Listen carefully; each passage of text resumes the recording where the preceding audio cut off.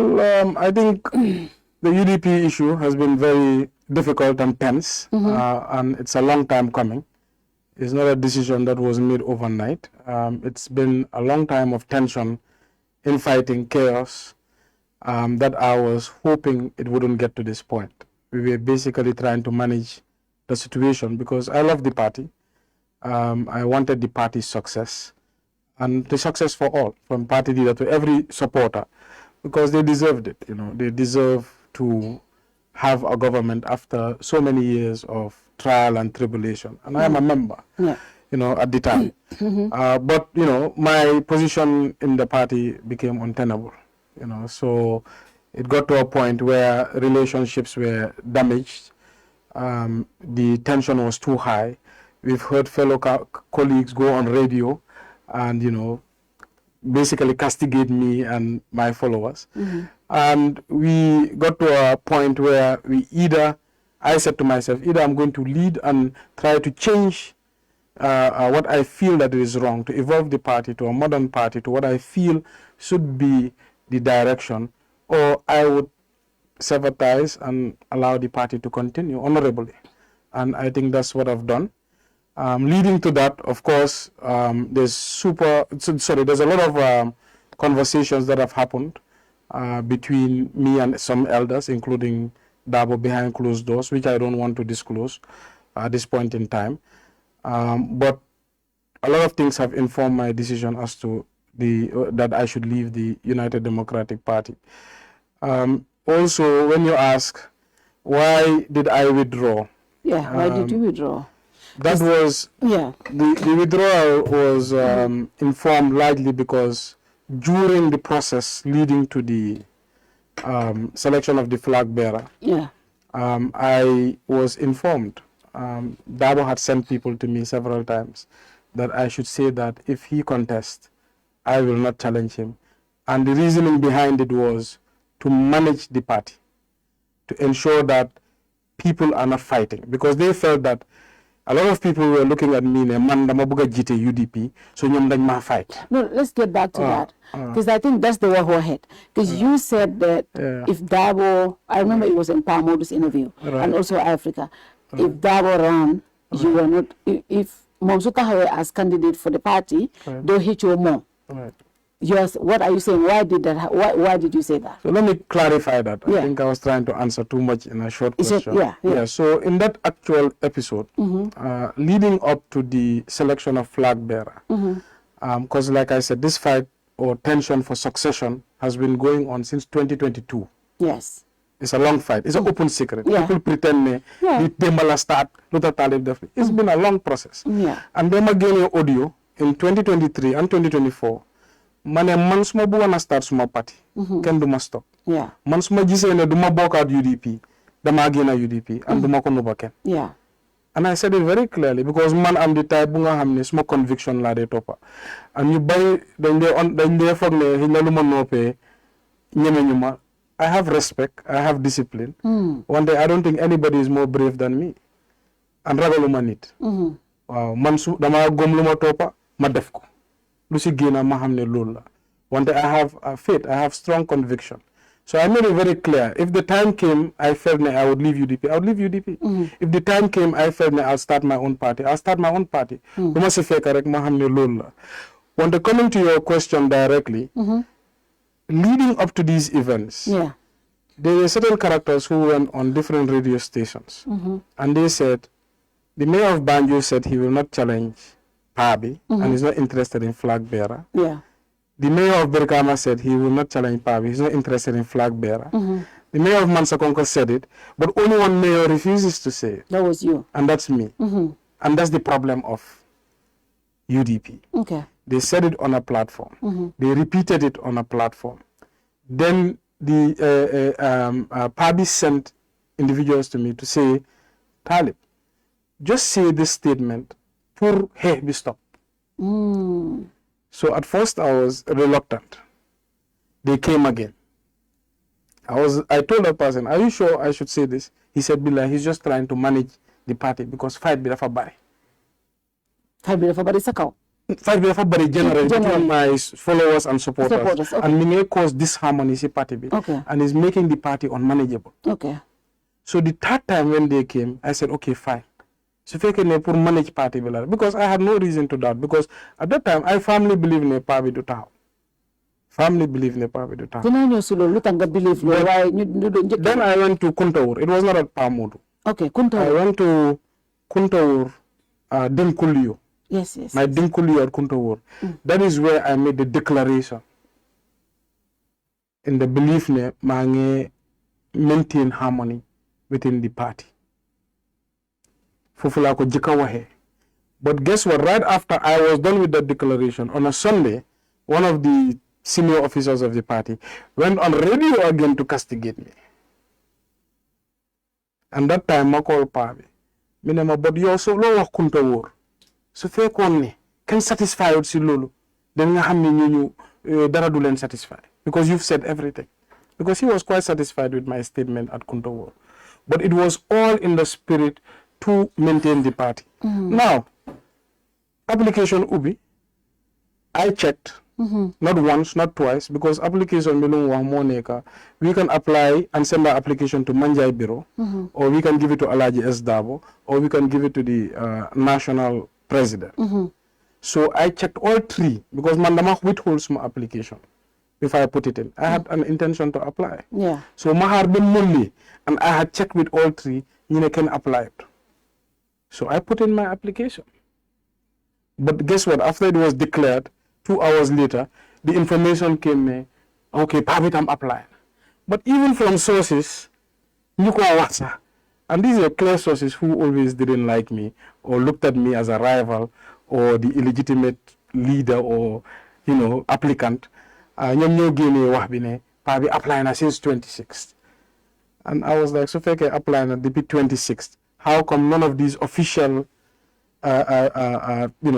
recipients receive the application? So anyway, that is all in the past. I'm not really crazy over what happened in the past. All I'm saying is more I want people to understand these were the events that led to that. So Buma apply, I said I'll wait it out. Mahol the last minutes, and if I see he's still quite serious about the application, I will go see him and stick to my word. Okay. Because I will still stick to my word. So I went to him and I informed him that, look, are you still continuing with your application? And he said yes. It's not a fast. I'm going to stick to my application. And I go, okay. Monday luma genalon moy nga baye ma man ma apply ma try ma win pour make a flag bearer, because all I want to do is to secure a legacy, and I'm 100% confident that if I am allowed to go ahead, I will defeat Adama Barrow.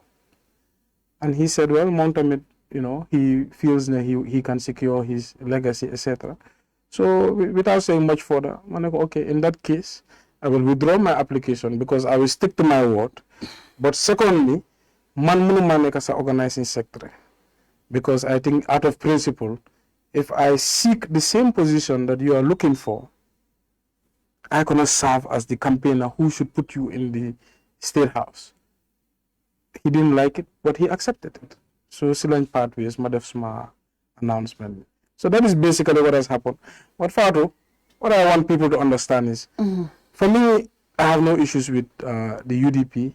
We had a good relationship. I still have great friends there, better than they were. And I have nothing but, good feelings for them, and I wish them the best of luck. But I want to right now, Suma support they are now in the UNC, and I tell them every time, and they're listening. You buy the defante UDP. What we want is to bring meaningful change to our country. I want to come there, and I'll come there, but I want to take you back a little. Right. You were of the belief that power will be wrong. For that belief, one indication nga ham before ne power do wrong, because yes, probably first time single interview they want to do wrong. No, astagfirullah, that they want so time jote didn't make the decision. But few months back, balas and flag bearer libi, probably want to the faron. So obviously he had made it public. But you said you were of the belief ne pa bi du ron. Why for jëlé foko tek? Well, look, like I said, man, I don't want to sit and talk about Pabi. I respect him. He's an elderly person. He's somebody I love and respect dearly. And at the end of the day, what has happened has happened. There's many things that have happened behind the scenes that I don't wish to discuss, especially at this point in time.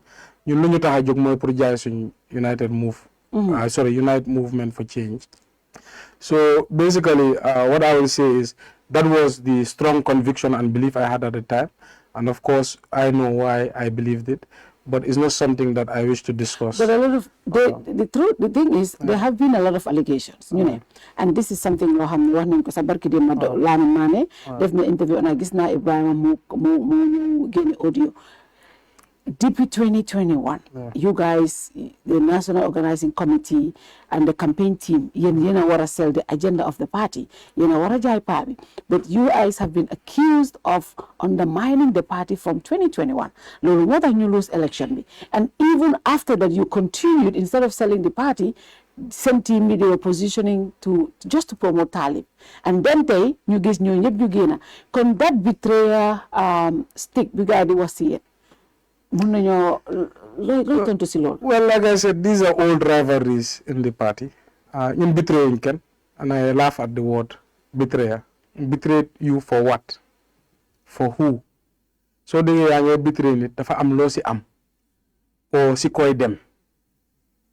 Su fekkee dañ bàyyi parti bi dem si ruling government ku ñu wax ne betray nañ la waaw salaam. Su fekkee dañuy bàyyi parti bi ngir dañoo dem uti alel dafa am ku ñu fay waaw. Because of such own personal interest, silang by party. Wonder what has happened is a divorce. A divorce? Divorce. Oh.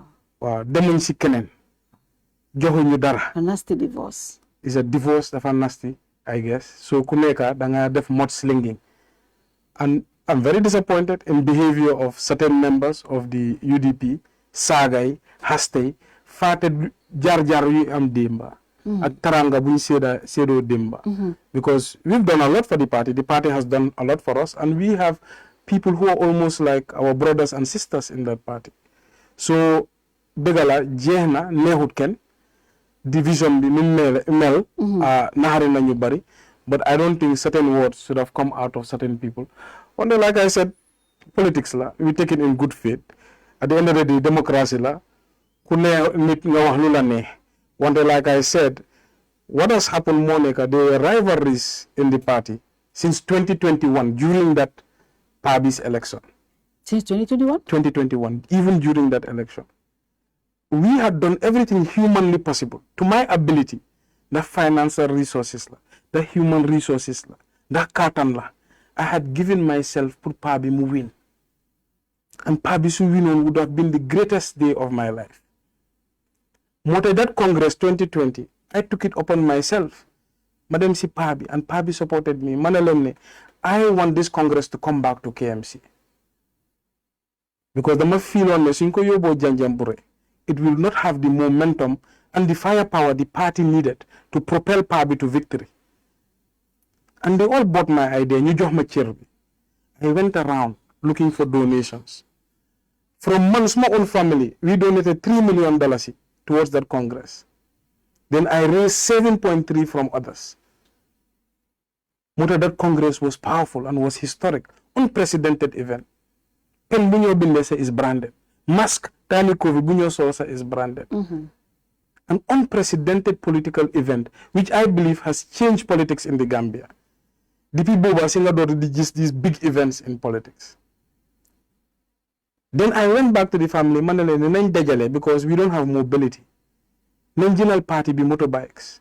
I sourced 43 motorbikes in China, one container.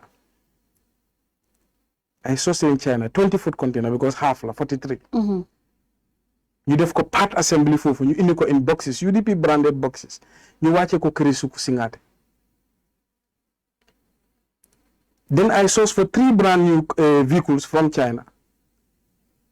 And 2 second hands locally, Mitsubishi, all Joshua Lenko Jine. Benabi is still at KM region. So 3 brand new. So Muneka 5 vehicles and 43 motorbikes.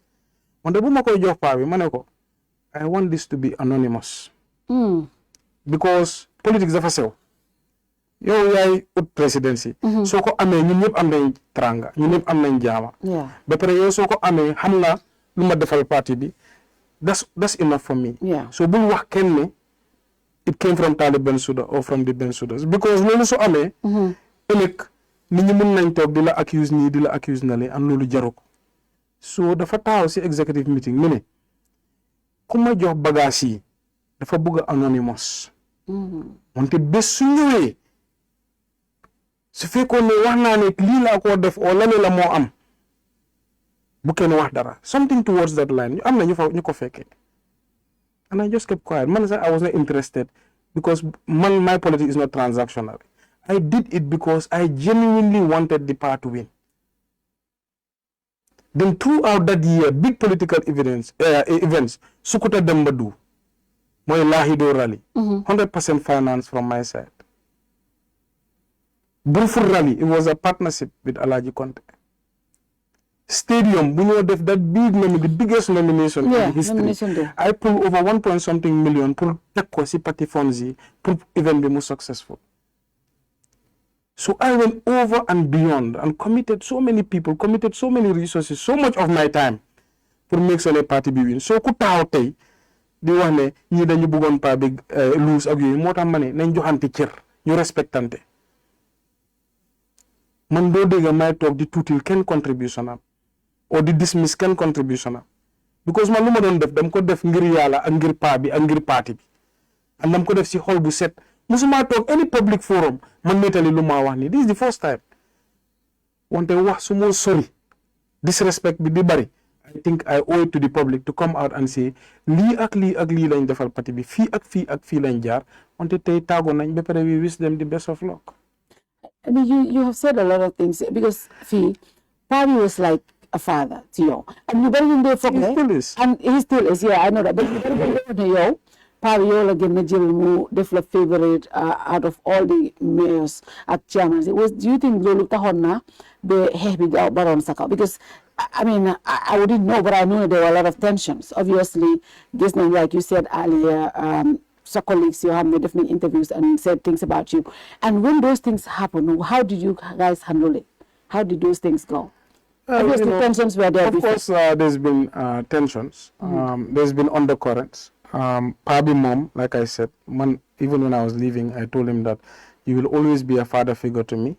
But outside of politics, luma la mundi defal si digante father ak dom nala ko defal. Politically, my situation is untenable. I cannot continue. And that respect will always be between us. Why is it so untenable? Because, okay, party muna apply, you know only nga buy, why luta ben jar nga muna buy party? So, Lola, these tensions in the party have reached fever pitch. It was impossible. You were there, you know. These are colleagues, you know, on radio, fights you don't have, see underground. The campaign and organizing committee, to do everything to propel the party, promote the party. We were being seen as, trying to sell Talib Bensouda, etc. But like I said, there's things that happen also behind the scene that I don't wish to discuss at this point in time. When the Luma Warek, it had come to a point where I'm the new one, man suñ matane ñom lañu bay party. Yeah. I mean, let's not pretend. I think there's a lot of pretending happening in politics. Yeah. Wow. There's people who've come out and said, man suñ matane dañu bay party. And there are people who started negotiating with other parties, preparing in case man ñu tanama di setan how man ak pa bi suñu relationship will end. Lumalawa are facts. There are people who had already started planning and preparing with other parties ne man suñ matane ñom dañoo génne UDP. And today some of them stand and say they are so committed to the party, ñi ñoo jam fa party bi, ñi so anyway, politics mom bari na naxaate. Wante man I have always said, duma xool boti nit, ragaluma kenn. If I feel the UDP is no longer right for me, I will leave. You've heard the audio. And that audio is quite repeated a lot of the time. Lolu mo xew. It's something that I did not wish, but I'm realistic. At a new point when I saw that this is untenable, this relationship can no longer continue, I walked away honorably. Manyana len jama ak teranga. And one mistake many people make, they think ne man maa wax nit ñi ñu bàyyi UDP man musuma wéet ak nit ba ma ne ko bàyyi UDP. Suma councillors, when I was leaving, I called them to an office, to my office, and you can call any of them. You buy ak ñu bàyyut. Man ne leen ne man I have made a personal decision to leave. Kuma toppa is your own will. Wante man forcé wu ma kenn mu toppa ma ba pare convince ma kenn mu toppa ma. Because end of the day you are all elected in your wards. And ku nekk ak sa bàmmeel. This is a personal decision for me. If you are deciding nga xam ne it's a personal decision for you. So some said yes, ñoom tam nu affaire bi parti bi demee neexut leen, they left. Others say no, di seen parti la dañoo toog. And our relationship with all of them is still the same. So man, I have no intention pour wàññi UDP, pour causal UDP any embarrassment or any damage. It was a personal decision for me, and I frankly, truly wish them the best of luck. And ñu suñu fight benn la, ñun opposition lañ comme ñoom. I have left an established party to go and start something from scratch. Lolu takes courage. It's difficult. It's difficult. To start that from scratch. UDP is an established party of 30 years. So man luma def, I believe, is courageous. Because gomatuma fi, man ligi mun na create what I believe 100% ne man li la gom, and that's what I'm doing. I still want to push back on something. Yeah, sure. And I want to push you back somewhere. I don't know whether were there meetings where you guys had meetings, young men, and to discuss a succession plan in UDP? So there have been discussions. Like I said, I don't want to discuss about party leader, but there have been discussions among the young leaders. Young leaders. Wow, among the elected leaders, ones, right? The elected young leaders. Look, we want to win in 2026. And let me tell you, amongst all the young leaders, most of the young leaders, none of them believe the party leader can win in 2026. All of them. 1,000 people will come out and say, hey, let me tell you the fact. That is the fact. Okay. So we to admit, that is their assessment. No, we disrespecting party leader. We just want to win as a party. We win with tarangam. Yeah. Because mo leader bi, mo the person we revere, mo papa ñun.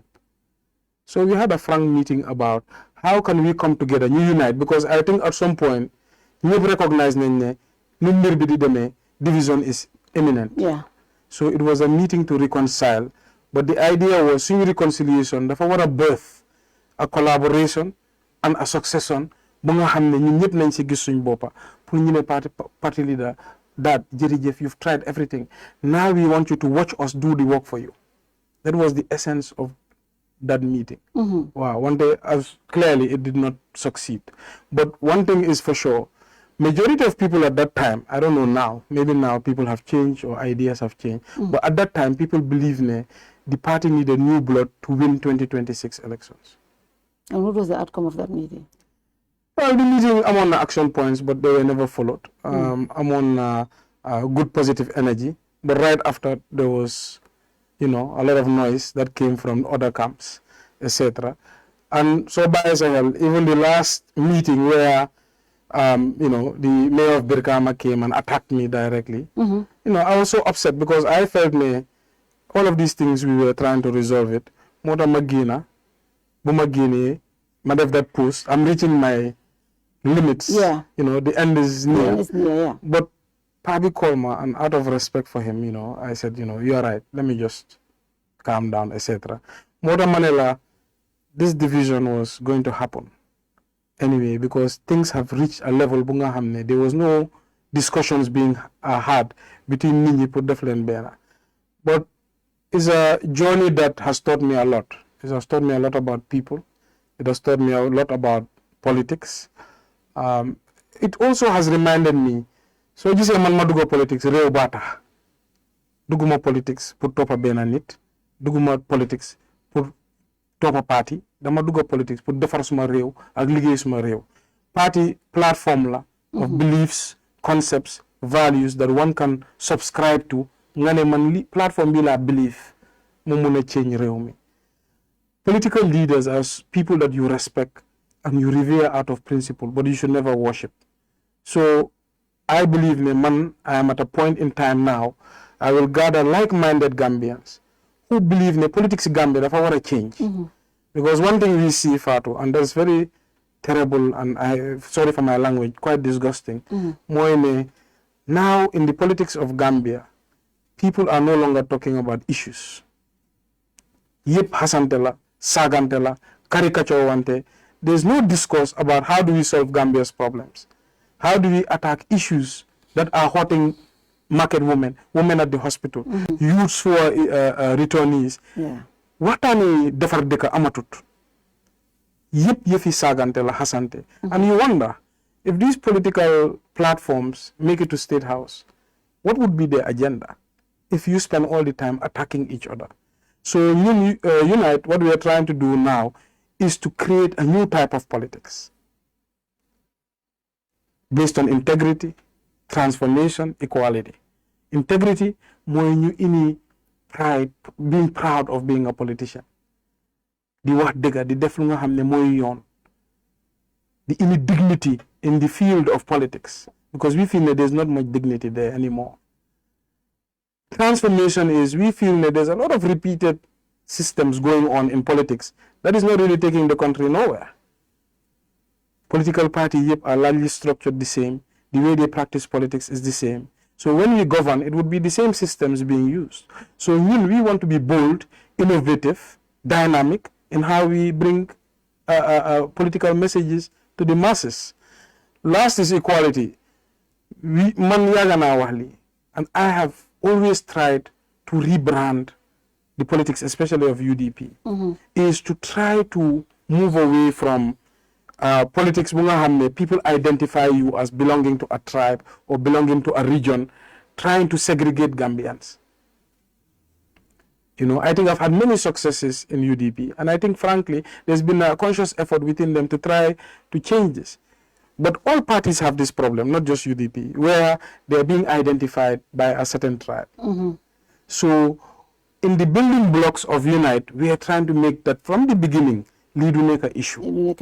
Wow. So we are really trying to attack the politics of Gambia in a positive way by changing it into something that can have meaningful impact if ever we make it into government, and we will, inshallah. Inshallah. Unite. But before we go to Unite, you keep saying we women a member. And there's a lot of Sister Lolo UDP, Yegmen resigned as the National Organizing Secretary. But we never saw where you said you resigned as a member of the United Democratic Party. You are an official, elected official of the party. Why didn't you make your resignation public? So I think there's a confusion. Some people believe they should resign as a member of the party. Yeah. I think it's a matter of language. And I think you resign from a position because you're appointed to a position. I believe you leave a party because you join a party. I have left the UDP. And I think every single member knows that in their heart. One day, these are just political attacks, trying to use terms, etc. Man, dama join UDP. I have left UDP. I was appointed as an organizing secretary via a congress. I resigned as an organizing secretary. So I think it's just a matter of terminology, etc. But I have left the UDP. There's no ambiguity about that. The resignation letter won't be wrong. No, you don't resign as a member of the party because I was not appointed as a member of the party.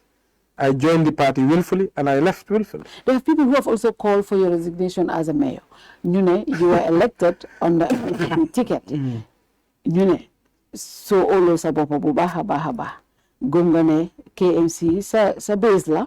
Why not you resign by election? Luther resign law. That has been calls that have been made because you were elected under the party ticket. Well, I was elected under the party ticket, but through a coalition. GDC openly coalition with me.